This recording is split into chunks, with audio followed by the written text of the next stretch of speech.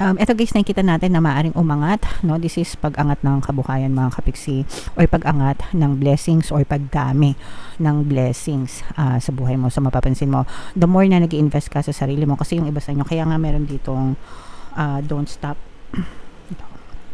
no? Don't stop na message, kasi parang sinasabi dito na huwag kayong titigil sa pag-aaral, sa pag-i-invest sa sarili nyo mga kapiksi, kasi ikaw yung pinakamagandang investment mo sa sarili mo, and you can never go wrong basta nag-invest ka sa sarili nyo mga kapiksi.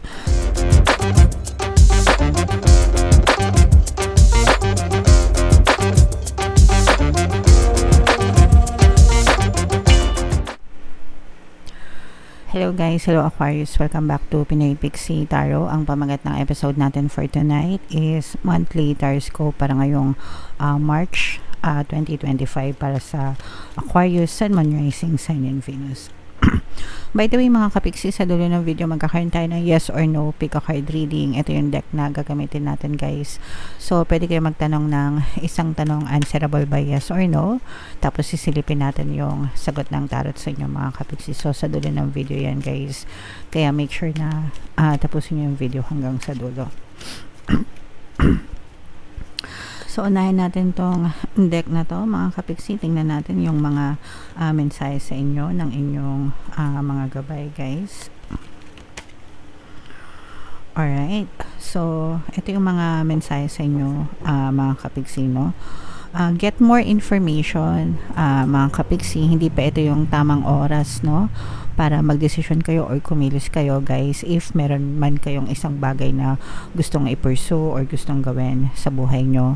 Parang you are being reminded na wag muna, or wag, maybe not now, or pwedeng magpalipas muna kayo ng mga ilang araw or ilang linggo to make sure na desidido na talaga kayo dun sa gagawin nyo, and that you have the right kind of information, yung tipong hindi na talaga kayo magsisisi or hindi nasa tama yung pagdidesisyon nyo, mga kapiksi. Sometimes kasi nakakapag decision tayo, 'di ba, dahil sa peer pressure, dahil may pressure sa labas mga kapiksi, or we're just being told what to do, ganyan, pero hindi talaga yun yung bagay na gusto natin, 'di ba? So sometimes may mga ganun, kaya dapat sa bawat hakbang natin, no, palaging pinag-iisipang mabuti and wag magmadali para siguradong komportable tayo sa pagdedesisyon natin at hindi tayo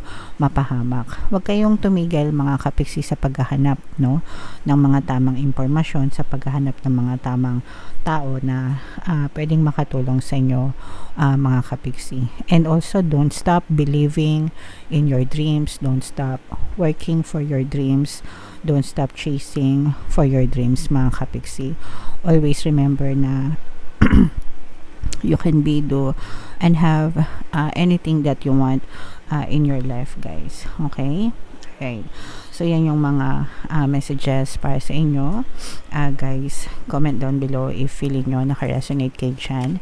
Tingnan natin yung ganap sa inyo, Aquarius. Shuffle natin to. Habang sinashuffle ko to, panoorin nyo muna yung video natin regarding sa ating paano mag-manifest ng abundance video course. Kapiksi, sawa ka na ba sa mga struggles at hirap sa buhay mo? Masipag ka ba at masikap sa buhay ngunit hindi ka pa rin umaasenso? Ilang beses ka na bang nag-attempt mag-negosyo at mag-invest pero palagi ka pa rin nalulugi? Sa pagkakataon na ito ay maaaring may subconscious beliefs ka na nagiging balakid sa iyong pag-unlad at pagyaman. Introducing, paano mag-manifest ng abundance video course. Dito ay matututunan mong ma-overcome ang mga balakid mo para tuluyan ka ng umunlad, umasenso, sumagana, maging matagumpay, successful at maswerte sa iyong kabuhayan, pera, trabaho, negosyo, salapi at kaperahan ng bonggang-bongga. Dali, mag-send na ng email sa pinoypixie@gmail.com at simulan na ang iyong pagyaman ngayon. Alright, so sa lahat ng gusto mag-avail ng course guys, naka-flash sa screen nyo. Una, meron tayong paano mag-manifest ng abundance video course para sa inyong kabuhayan, pera, trabaho, negosyo, salapi. Meron din tayong paano mawala ang third party at magkaroon ng harmonious na relationship, para mawala yung mga sabit sa relasyon nyo. And meron din tayong email coaching, manifest your desires using the law of attraction. So if interesado kayo dyan mga kapiksi, mag-send lang kayo ng email sa pinoypixie@gmail.com. So, eto guys, Aquarius kayo ay na-represent ng Queen of Swords sa ating spread. So, ito ay parehas na negative and positive. Yung nakikita natin dito sa negative nga mga kapiksi is maaari kayong mabiktima ng panloloko pagdating sa kaperahan guys. Mag-ingat kayo sa paglalabas ng pera, no? Kasi maaaring may manloko sa inyo in any form mga kapiksi. So, pwedeng scam, fraud, ganyan, mga investment scam siguro, or mga fraud, or yung mga kahit anong klase ng scam or panloloko guys. Pwede rin kayong matakbuhan sa pera mga kapiksi. Na yung tipong inaantay, parang may nanunuyo sa inyo guys, no, na maglabas ng pera. So let's say for example, baka sinusuyo ka ng kaibigan mo para pautangin ka niya, o kaya naman sabihin niya kunwari mag-i-invest sa ganito, ganyan. Yung pala itatakbon lang niya yung pera, something like that guys. Kaya mag-ingat kayo dun sa mga sweet talker. Yung mga matatamis magsalita mga kapiksi, no? Most of the time yung mga sweet talkers, sila pa yung manloloko, no? So mag-ingat kayo sa mga taong pinagkakatiwalaan nyo mga kapiksi, kahit gaano sila kalapit sa inyo guys. So ito ibabala sa pera mga kapiksi, okay? Merong travel na nakikita tayo for some of you. For some of you guys, pwedeng meron kayong makitang opportunity habang nagta-travel kayo, no? So let's say for example, nagta-travel ka sa isang lugar, tapos meron kang nakita na negosyo or business or magandang pagkakakitaan. So para mag-open siya sa'yo ng idea, or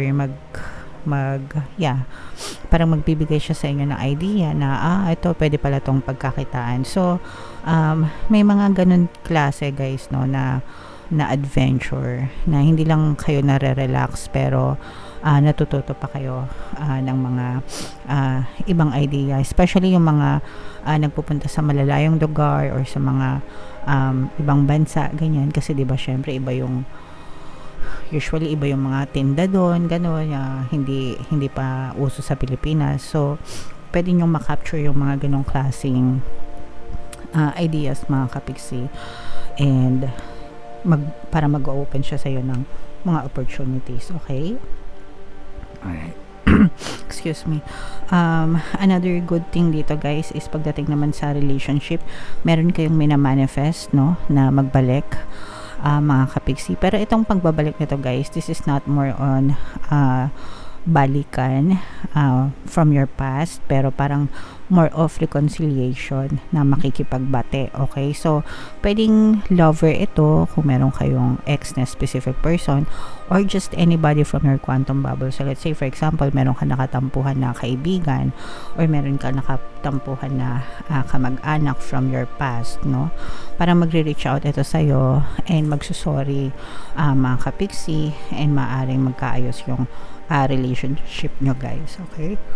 So give them another chance mga kapiksi, or kung ayaw nyo naman sila bigyan ng chance, at least patawarin nyo and alisin nyo na yung mga galit sa puso nyo para mas magaan yung buhay nyo guys, okay? Ayan, no, this is the energy of blessings Aquarius. Meron ditong presence ng fire sign, Aries, Leo, Sagittarius. For some of you, maaaring may fire element kayo sa inyong natal chart, or you may be dealing with another fire sign. Ito guys, nakikita natin na maaaring umangat, no? This is pag-angat ng kabuhayan mga kapiksi, or pag-angat ng blessings, or pagdami ng blessings sa buhay mo. So mapapansin mo, the more na nag-i-invest ka sa sarili mo, kasi yung iba sa inyo, kaya nga meron ditong don't stop no?